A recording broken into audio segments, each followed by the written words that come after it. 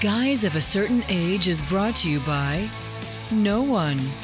Absolutely no one. Except these dudes walking down memory lane. Now let's head to the studio to see what they misremember next.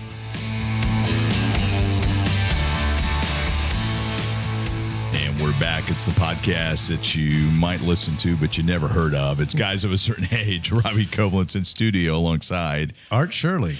And no Jay Reed this week. So no Jay Reed. Jay is taking his father for some medical care, and hope everything goes well with that. You know, it is a guy of a certain age type of thing. That's right. So, that's where we all are at this point, right? It really, really, really is. So, yeah. How are you? I'm doing okay. Yeah, we saw each other a little bit earlier this week. Yes, that's right. The send-off for Farm Week. Farm Week, yeah, 49 years of Farm Week. And I thought, as we discussed it, you know, when I was working for Mississippi State Extension, that we would be wrapping up on his 50th year. But as usual, I did the math wrong. But it's finishing up 49 years, which is an incredible run for a television show. So you and I were involved in Farm Week. Me, much less than you, but at completely different times. I was a student worker at the University Television Center in the fall of '91 when they moved it from Jackson up. To here. So you were there in 91. Okay. Yeah. So at that point, prior to 91, there was a set in Mississippi Educational Television, not public broadcasting, right. Mississippi ETV. There was a set that the anchors would go to Jackson every week, shoot Farm Week, and then it would air off a tape there. They moved. And Farm Week is a 30-minute news format program that features different types of things. A lot of it agricultural based, going around the state of Mississippi and throughout the Southeast now. But so it was there. So I guess 76. No, wait. When did it start? It would start in 77. 77. Yeah. That's right. So that was 91 when it moved up. Of course, because it's the same year as Star Wars. Yeah, there you go. And you know, at that point, it aired on Monday nights on Mississippi Public Broadcasting. It was recorded Monday afternoons at that point. Yeah. And it gave you, this is before internet. This is before any sort of Bloombox type terminals. So it was a way for farmers at that point to get market closes, to get analysis of markets, to get stories behind the stories of ag. And it was a very, very vital tool at that point. So yeah, absolutely was. And still provided a lot of information. The reality situation was budget constraints led to, you know, there were two people working on it that, you know, one of them was put in like a 60-hour week every week, if not more than that. Yeah. Both of them were working way overtime to do it. Just, it wasn't feasible to continue to do it. And I don't know why we've gotten off on the rails in this, but here we are. And now there's so many other ways to get the same information. It's crazy. Yeah. It's absolutely crazy. But it was a great show. Well done. Like I said, sorry to see it go, but that's where we are with it. The story that what I remember about it is we would try to record it live to tape. Yes. So back in those days, everything was tape-based. You're recording to tape, to Betacam SP. Yeah. I was the tape operator for the live show. So I was in the little auxiliary edit bay with the recorder tape and with a couple of playback machines and the old Ampex digital optics box, the ADO, where that is the box that would take the overhead camera and fly it in and flip it with sparkles when the intro at the end of the intro to get into the show. Right, and you had to do that perfectly timed, right? You had to do it perfectly timed, and the thing is, the effect you had to manually reset the effect, so it didn't, you know, once it executed, it didn't go back to the first keyframe. Okay. And so the thing was, if we did a perfect show, we'd get a steak dinner. Blew it straight off, you know, click, and felt about 2 inches tall. So, but it was a lot of fun. Yeah, we ought to have. We've had Zach Ashmore, who's one of the hosts of Farm Week. We had him on here as a writer. He's written some fantasy, low fantasy book that we talked about years ago. Now we need to have him back on. But we ought to have Mike Russell, the other host. Mike's had just an incredible career. Minor league baseball player, professional broadcaster for most of his career. but also a Navy pilot. Wow. Not a pilot, but in the Navy for a while. I can't remember what his role was there. So just a really fascinating career. We should absolutely. Yeah, I'll talk to, and of course now he's got time to do it. So I'll talk to Mike next week or something. Yeah, we should try about getting him in there. We should try to get him in next week because he has nothing to do with his life now. Right, so, and he's a guy of a certain age. So, oh yeah, he's 10 years older than I am at least, and he does not look it. He looks like he's probably my age or younger. I was going to say younger. He does look younger, doesn't he? Okay, yeah. And a great voice, got a great broadcaster's voice. He's just, I mean, yeah, he's really good at what he does. All right, well, that was 5 minutes of postmortem of Farm Week. That's right. And so, but what was your intro? Your intro was perfect, I think. Oh, I can't remember. It just came off. You may have listened to, but you've never heard of. Yeah. Yeah, I mean, that's exactly it. Yeah. So what do we care what we're spending time doing? I try to plan those out because it is really good. On a weekly basis. That one I just came up with because I forgot what I was going to say this morning. That should be our tagline. Yeah. Our new tagline now. You may have listened to us, but you never heard of us. Yeah, that's right. Well, let's jump into geeks. Who wants to go first? I'll go first. You want to go first? Just because Jay's not here. And sad news, but a life well lived. Clive Davis, just kind of the record producer or record executive, producer, A&R executive, and artist and repertoire is what that stands for, as opposed to ag and resources. But ag and natural resources, but A&R executive. But he worked. Let's see, how long did he work in the music business? Anyway, he just recently passed away. And just looking at the list of people that he discovered, they said he had the golden ear. And he brought just a lot of people, guys of a certain age, just, kind of the musical landscape of our lives. Barry Manilow, Pink Floyd, Sly and the Family Stone. So Janis Joplin. Oh, yeah. Bruce Springsteen, Chicago, Earth, Wind and Fire, Aerosmith, Billy Joel, Donovan. The Bay City Rollers, your favorite group. Blood, Sweat, and Tears, who also, the lead singer for that just passed away. I'll mention that just in a second. Luther Vandross, Loggins and Messina, Ace of Base. Remember Ace of Base? All she wants is having fun. And of course, I think one of the tops has got to be Whitney Houston too, though. So anyway, we're reading the same Wikipedia. Yeah, that's exactly what we're doing. That's where we find out everything we know, right? What were you going to add? Well, I was going to add. I didn't realize he was the founder of Arista Records. So yeah. So he was president of Columbia, 67 to 73. The records, not the university, and then he founded Arista. And Arista, I think is what it was. Arista, Arista, which not to be confused with the album Astra by Asia, which was their second album. What was their first one? Just Asia, self-titled. Asia, self-entitled debut LP for the band Asia. Here's Heat of the Moment. Then he was CEO of RCA Music and and then CEO of BMG North America. So Burleson's Music Group, not Broadcast Media Group. So just incredible legacy in the music industry. So I mean, he was the hitmaker.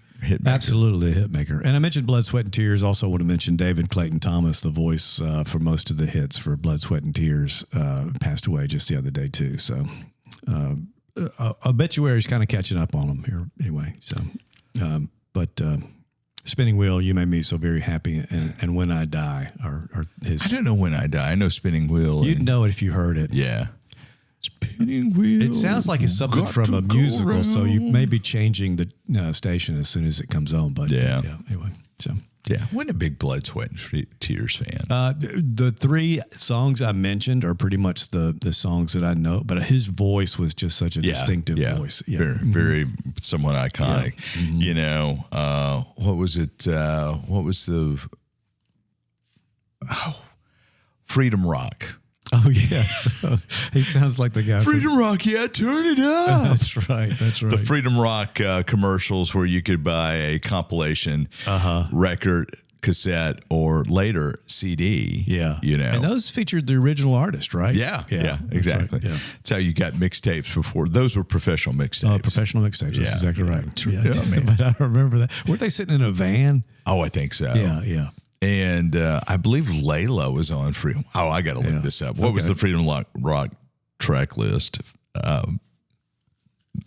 I can just see it right now. Dang, that would be a great thing to try to get in if you could before, and you probably could find it digitally, like somebody has recreated it before the 250th anniversary of the United States. So 40-track collection, Turn, Turn, Turn by the Byrds, A Horse with No Name by America.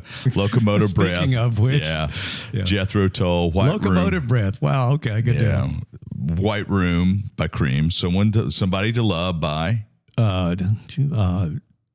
Jefferson Airplane. We're going to play this game. Here we go. All right, this is going to be fun. It is Airplane, not Starship. That's right. That's right. Let's see. I'd Love to Change the World by...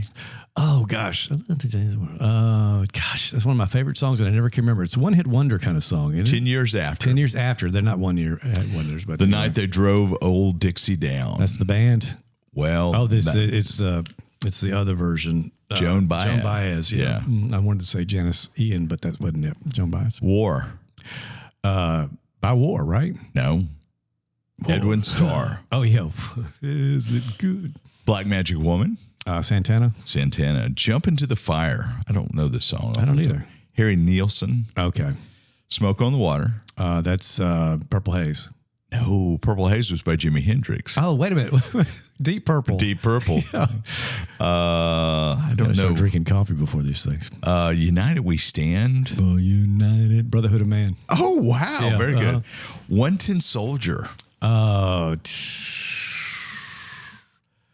You know the song. Yeah, I know the song. We used to play this song at camp all the time. Yeah. And there's a video of it, like a little cartoon made of it, whatever. It's not Melody, is it? No, that was... The original cast. Oh, okay, gotcha. CASTE. Okay. Going Up the Country. Going Up the Country. That's not 10 Years After, is it? No. No, okay, that's... Oh, gosh, I should know. Who is it? I can't remember. Canned Heat. Canned Heat. Gosh. Reach Out of the Darkness. I don't know that one. Friend and Lover.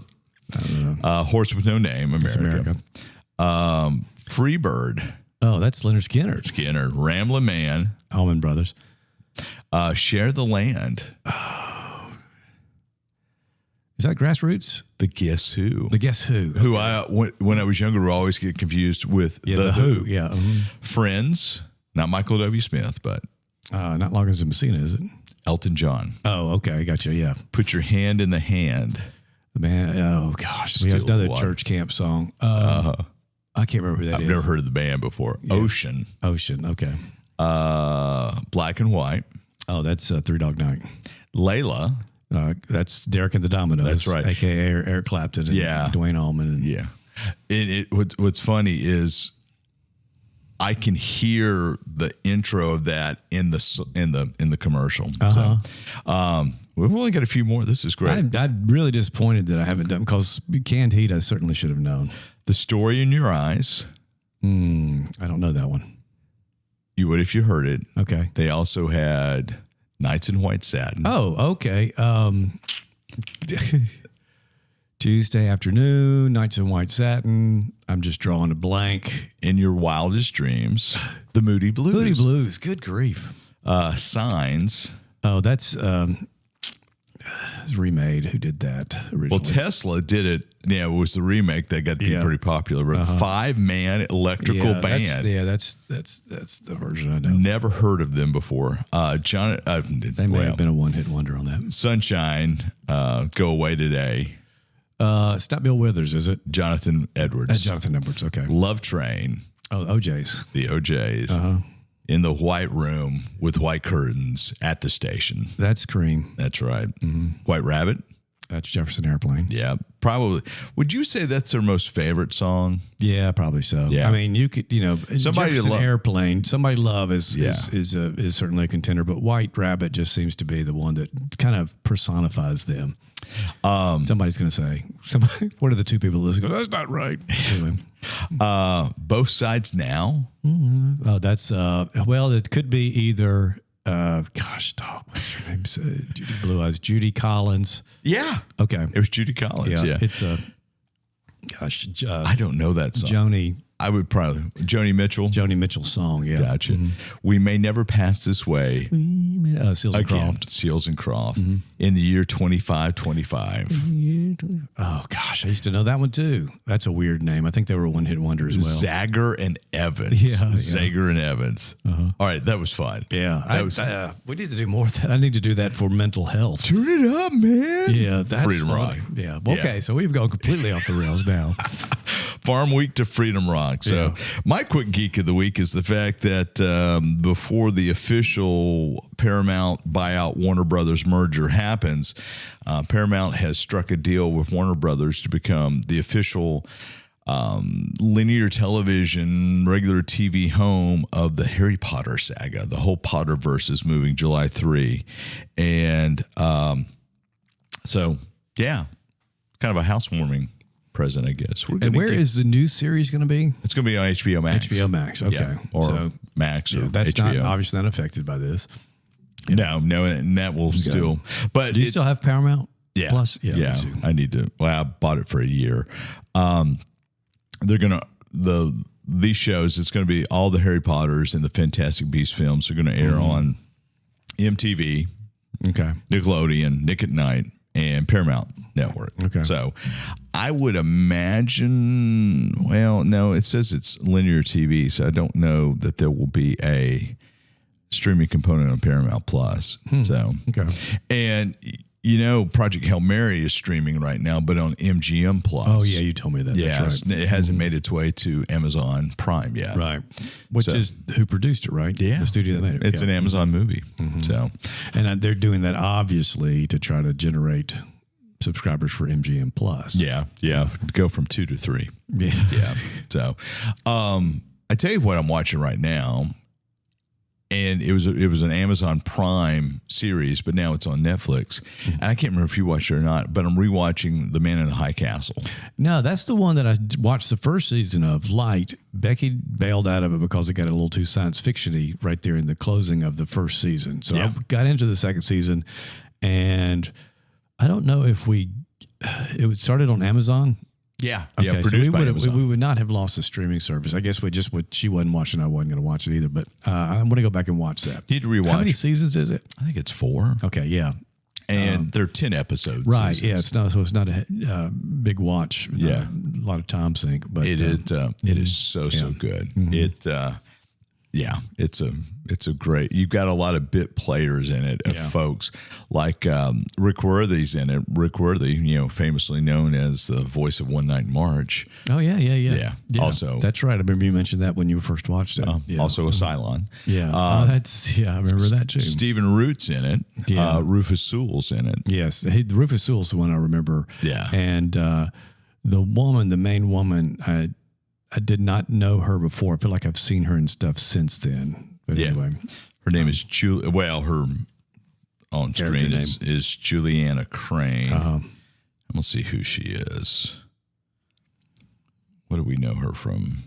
Alexa Davalos. So, yeah. Let's see what else she is in. As I try to pull it up, I need to go reset my router because what else? She was in the Chronicles of Riddick. Oh. Which I never watched. Yeah. Defiance, Clash of the Titans, The Mist. Anyway, yeah. Man in a High Castle was just fabulous. 40 episodes total. So, okay, yeah. Highly recommend that you go back and pick that up and watch it. So, anyway, all right. That does it for the first part of the show. The rambling section. The rambling. Lord, we've said it so many times. If Jay's not here to dominate the conversation, we just talk about anything. That's right. Yeah. It allows us freedom. That's right. It's freedom. Freedom rock. Turn it up, man. All right. We'll be back in a second. And we're back after reminiscing a little bit more about Freedom Rock during the break.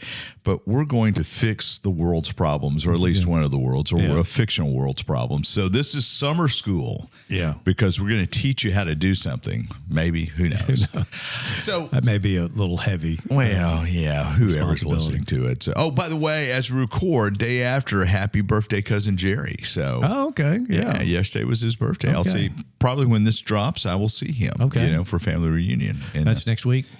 or the week after, or the week after, or They something. don't want to let your whereabouts be known. Yeah, But, anyway. I don't know where my whereabouts are. So, But anyway, this is something we're going to do kind of every once in a while, right? That's right. I think so. We're not If gonna we can remember. If we can remember to do it. But we're looking at different franchises that we feel like may have kind of fallen a little bit or may need some improvements. Either their ratings are not getting the viewership that they wanted to anymore, or we feel like they may have lost their way somehow. It's basically a get off our yard kind of. Yeah. Yeah. So this is the first time we mentioned this before. This is the first time in 60 years there's not an active Star Trek or Doctor Who being made right now. Right. Because when Doctor Who went on hiatus in '89 through, then you had the TV movie in '96 and the reboot in 2005. You had a ton of Star Trek happening. That was in the Next Generation. I was going to say Voyager, but Deep Space Nine, then Voyager, and I mean, Voyager was.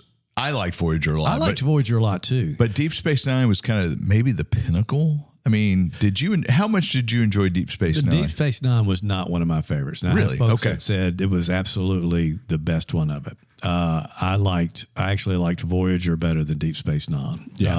I don't know that I even finished all of Deep Space Nine. So I may need to go back and watch it. And I think the reason is because I prefer them to be on a ship that's traveling through space as opposed to I actually liked Babylon 5 better than Deep Space Nine. Oh wow. Yeah, Okay. so Never. now, granted, we've talked about the production problems that Babylon 5 have, but the storytelling of it, the world building of it was very good. I know it was at Deep Space Nine, and I probably need to go back and watch Deep Space Nine again. Yeah. I enjoyed Deep Space Nine. It was difficult to watch Deep Space Nine in this market because that was a Saturday night 10:30 WCBI, And that may be the reason I never finished it. It got to be such a hard thing to watch, and Voyager even more so. Yeah, because the only way you could watch Voyager in this market is if you were on Startful Channel 5. Yeah, because and so like the first half season or whatever of Voyager, you couldn't find it. In West Point, you couldn't find it at all. So it took us a while to get it. Yeah. So, and no, did we air? No, we didn't air Voyager. Did we air Voyager? I can't remember, but I know I had the satellite coordinates for Voyager. And I would record it once a week off the satellite, then watch it. So, right. But anyway. you had, of course, we had the original series. Then you have the movies that kind of reawaken interest in it, and then they go to Next Generation. Yeah, which people love Next Generation. Yes, I mean that was the first season uneven or whatever, but certainly by season 2, they're cooking with grease and just doing a great job and all that kind of stuff.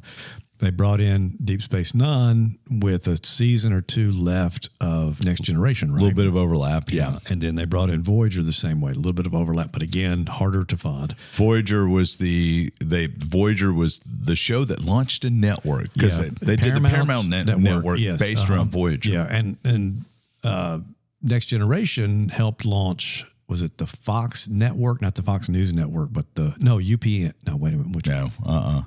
Okay. Enterprise. It was pure syndication. Yeah, it was pure syndication. Yeah, okay. And we did air Voyager on Channel 5 because we aired Paramount Network programming because we had the Jon Stewart show. Oh, really? Okay.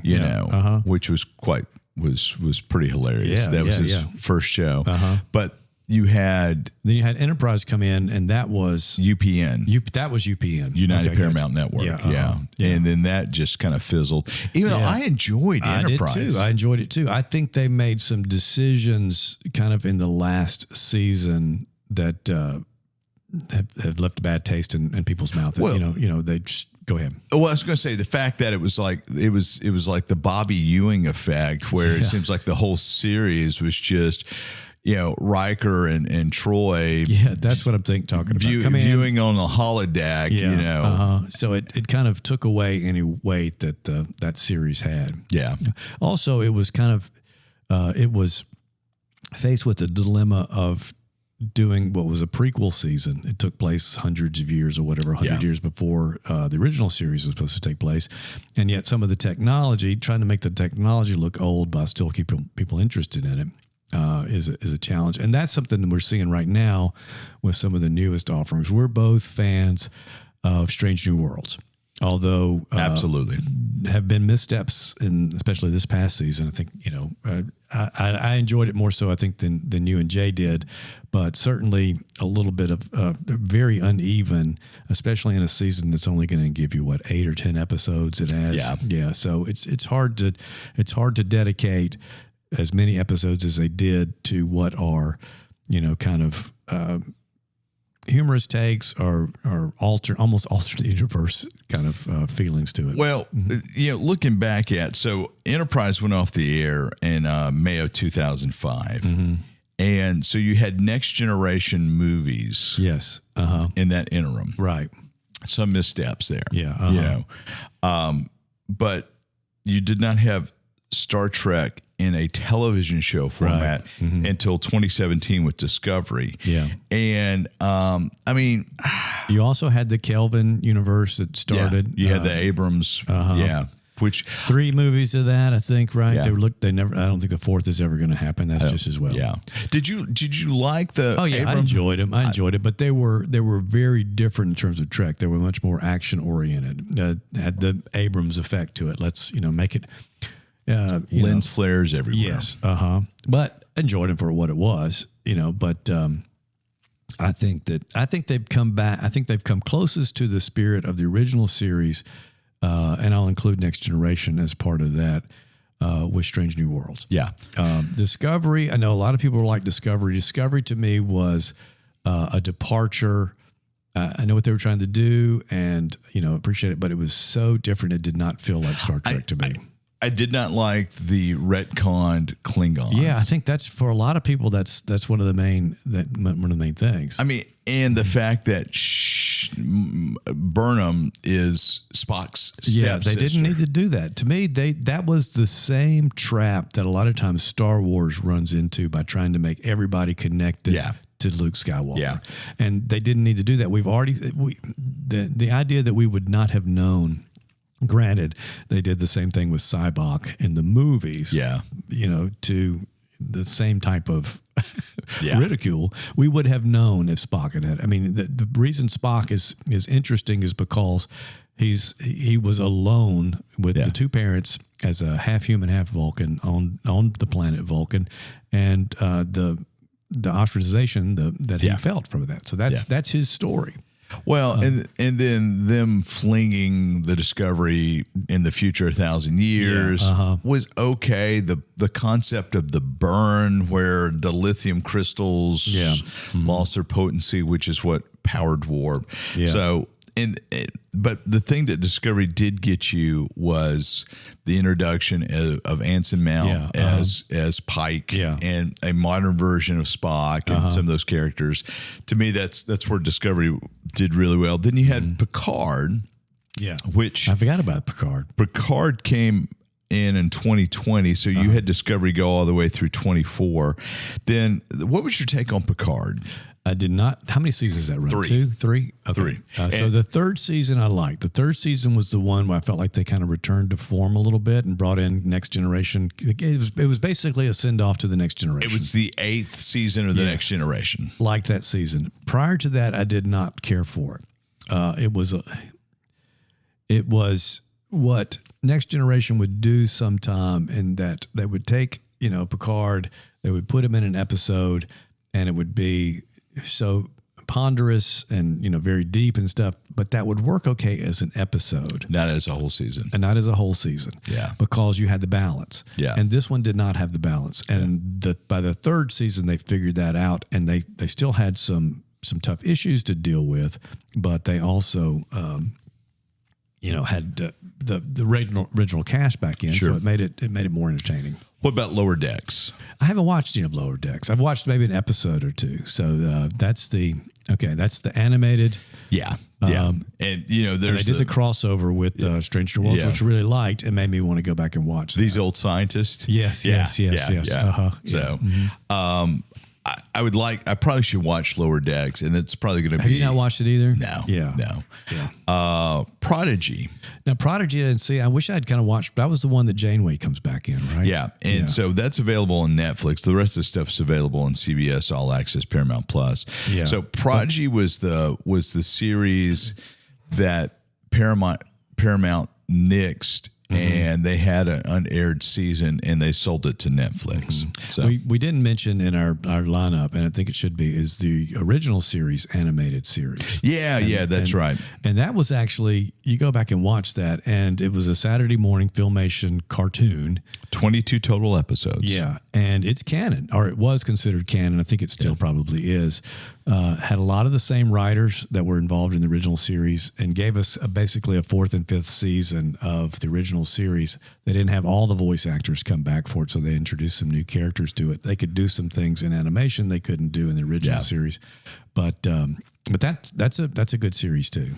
I need to watch it, and it's available, and it was on NBC, and I don't know that it's on Paramount Plus. Is it on Paramount Plus now?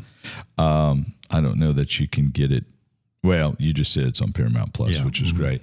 So, so anyway, so after Prodigy finished up in 24. Strange New World started May 5 in 22.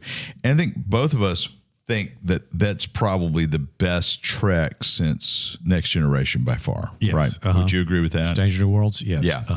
And so even with its, kind of off the rails type shows that it will have, again, if it were in a longer season, I think you never would care about those episodes. But for them to take up a third of the season is a lot. Yeah. And they're 10 episode seasons. The actors they've pulled into play everybody have been spot on. Great. Yeah. I mean, I would love to see when we've talked about this, I'd love to see a Star Trek Year One with their Kirk. Well, they're Kirk, they're Scotty, they're Spock, they're everybody. Nurse Chapel. Yeah. All the folks at the Uhura. Yeah. I think they've got everybody but Sulu and Bones. Do they have Sulu? Did they bring Sulu in yet? They will now, and Bones is Thomas Jane.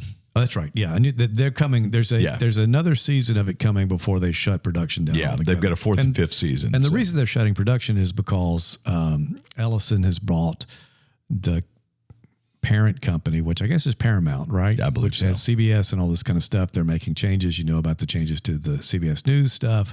So there's a lot of changes that are going on. Stephen Colbert. Yeah, absolutely. Yeah. So there's big sweeping changes to it.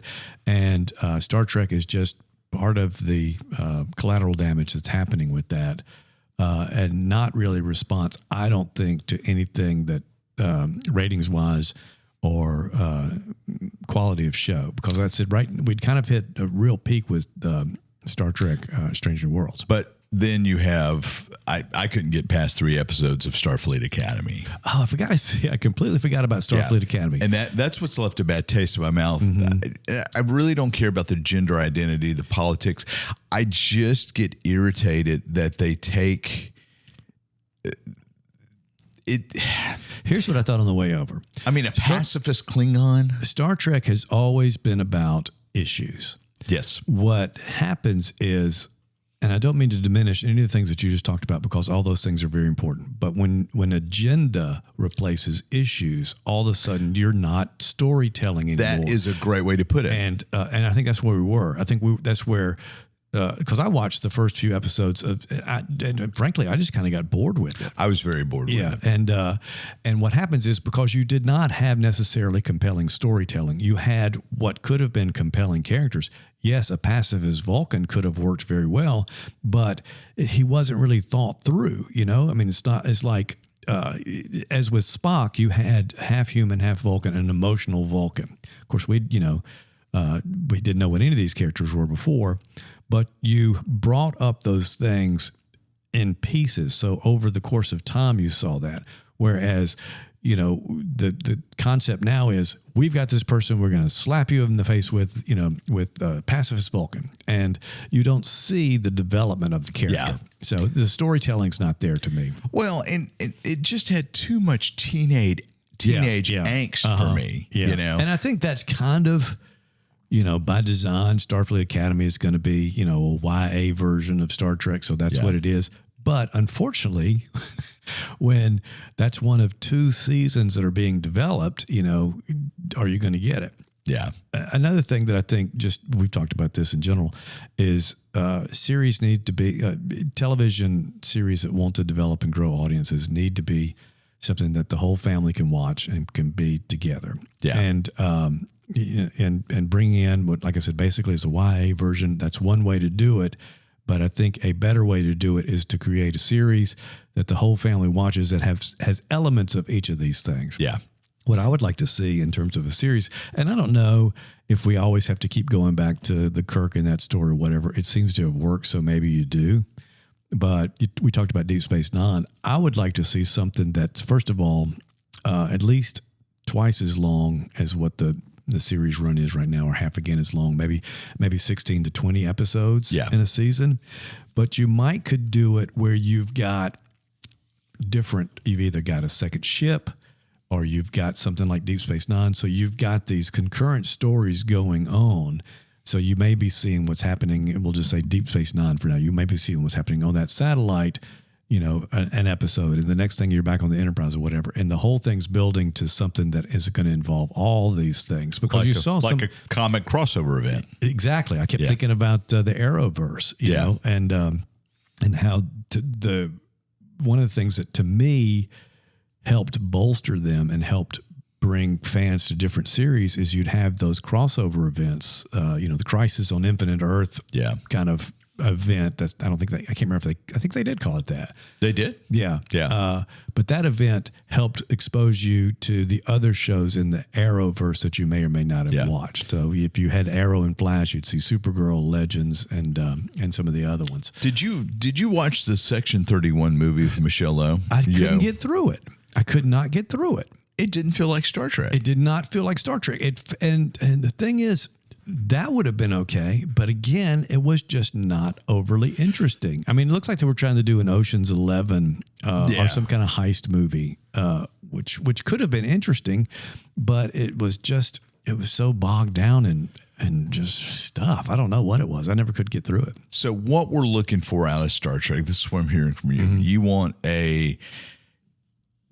You want a fun episode of a week that might have a season-long arc, but an exploration where you have constant momentum with a ship going out, discovering strange new worlds. Yes, stories could be standalone and probably should be standalone, but there's an arc that ties them all together. So you can come back and watch episode 3, and you're pretty much okay watching that if you missed 1 and 2. Yeah. But it's certainly much better story if you do that. Go ahead. And that's it. And then you want something that is accessible that you could watch with your mom and watch with your kid. Yeah. And I realize that's changed from the 1960s. What is defined by that, and I get that.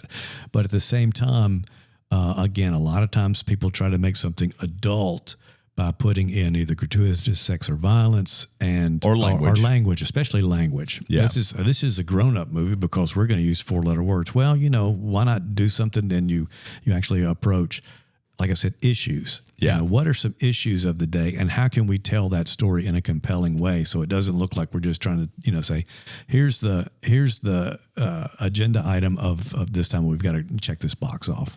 And I think we'll talk Doctor Who at some other point, but I think a lot of these same issues have manifested itself with Doctor Who. And I think I think it's just true of television in general. I mean, even mainstream television or, broadcast television, which is still out there and still exists, you're starting to see more of that.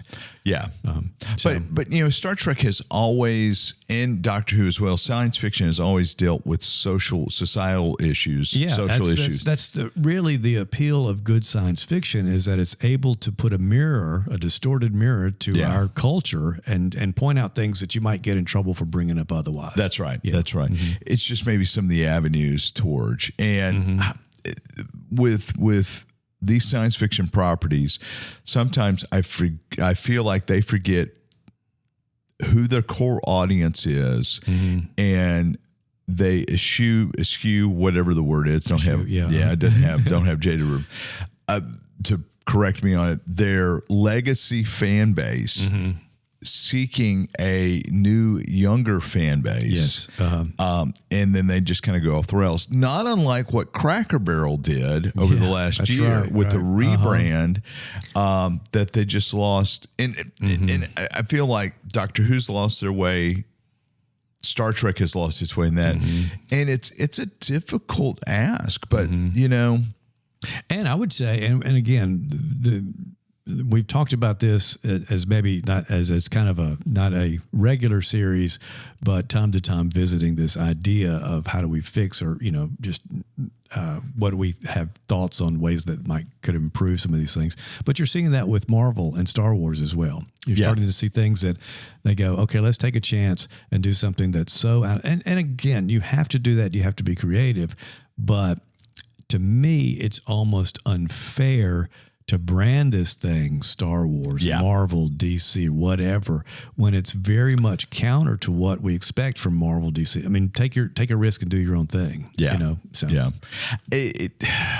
You know, Hollywood the entertainment business is fairly risk adverse because each of these enterprises, no pun intended, are standalone businesses, right? Yes. So for a movie, it's its own LLC that employs people forever, how many years. It's an LLC owned by a parent corporation, and folks are looking at ROI. So if we put in this amount of money and resources, we should return this based upon, and so a lot of times the creative gets lost. Yeah. So it does. Yeah, it really does.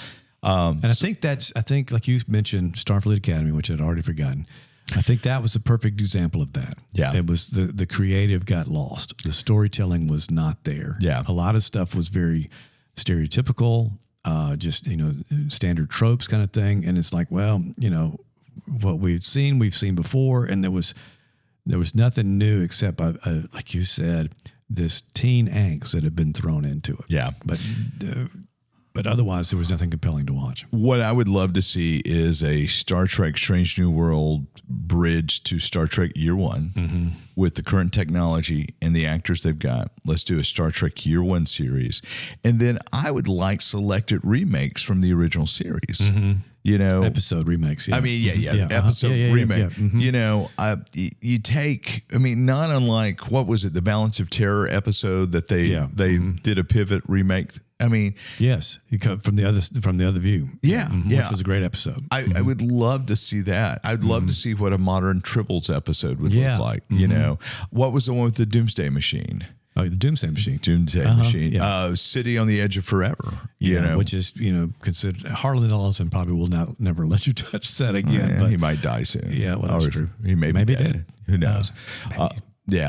But I would love to see modern treatments of those that could. The effects work would be great, but you could pivot a little bit. And so. Anyway, what would be pretty awesome is if you had what was it, the temporal agency, the time agency? Yes, which was a part of Enterprise that was very fascinating, and I would have liked to have seen more of that. So one of the characters in Starfleet Academy was actually the temporal agent from Enterprise. That's been confirmed. Yes. Or maybe it was in Discovery. I can't remember. Yeah. It was, the doctor somebody in Discovery, not Starfleet. Anyway, get you a time agent and flip through, you know, anyway, who knows? Yeah. We'll see what happens. We'll let the dust settle and see what the Ellisons do. But what I'm hearing is episode of the week in a ship exploring societal issues, but something that's a lot more accessible. And don't forget your legacy fans. Right. You know, do a little bit of fan service. Yeah. So we just that's how we fixed it. Yeah. That's right. That's right. All right. That'll do it for us this week. We'll fix something else next week.